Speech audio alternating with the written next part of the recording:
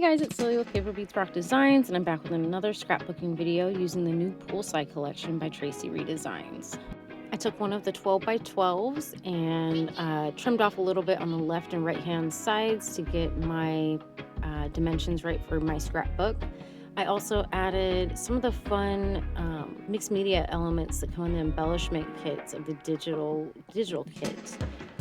So I added some of those water droplets, some water splashes, and some confetti spread across the page. Now the blue checkered paper and the pink gingham are actually from the pattern cards. I printed them up at 2 different sizes, and I love that blue one, but I did not realize how freaking perfectly it was gonna match my photos. So I do wish I would have printed up maybe an orange or a dark blue or even that dark green pattern card to layer up in between, but for right now I love the way this page came out. So before I put anything down, I was like, you know what, more mixed media, let's go for it. I grabbed a stencil, and that was actually like puff paint for t-shirts, but I don't really have a use for that, so I use it as like texture paste. I just used an old gift card and ran it through that stencil, and I love the shine it adds. So there's a lot of faux shine in this, the mixed media on that background, but I wanted to add some actual sparkle, and I think it worked out perfectly. Now, I was kind of going back and forth debating on that chill vibes piece back there. There are pieces that look like patches, which are super, super fun. And then there are ones that are just like flat stickers. And of course the patch one is a little fuzzy because it's supposed to be. So I kind of went back and forth between that, but I went with the pink one. I was like, you know what, the more pink, the better. And now I'm kind of just deciding on what my clusters are gonna consist of. I love all the flower clusters in these. I wanted to add a little bit of the pattern papers up to the top, so I cut off a little bit of that pattern card, but big mistake, I did not measure that at all, so my little piece does not cover. And I thought about using the pink too, maybe doing like a little patchwork up there, but it really wasn't working for me. And also because I made this so big, my little clothesline no longer kind of fit the area. But then I came up with this fun idea to tuck a flower in there. And then I was like, you know what?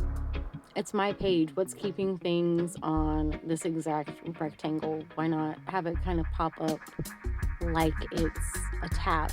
So instead of like trimming anything off, I'm just going to have this fun little flower piece poke up above all my pages. And I love the way that came out. It looks so much fun. So now I'm really sticking down all my stuff. I know that I want to go with these pieces over here. I bumped my pictures up on some foam, and right there I had accidentally got some glue on my picture, so I was just kind of like erasing off that little glue chunk. Again, adding some foam to that card and to that little patch piece. But I didn't really think that through, and I should have written on that first because now it's lumpy and I can't write on it. So I'm going to have to print out my journaling and then stick that on top, which is totally fine. It's just gonna take an extra step, and I'll do that later. So I love the little Chase lounge in this. It is so cute. I stuck that on the side there and then stuck one of the flower clusters. And again, I'm like, you know what? Let's have the flowers pop off the page. I cut off a little piece and decided to use that in between the photos here because I'm like, you know, let's use as many flowers and as much of the flowers as we possibly can. I popped this little splish splash up on foam to give it some dimension, and because I roughed up the edges on both of those pattern cards, it needed a little bit more stability under it because it was going to be already pushed off the page from those.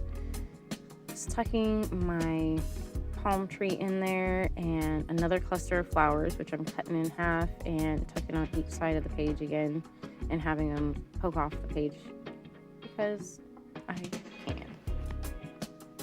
And back up to this top piece, I just felt like there needed to be something else.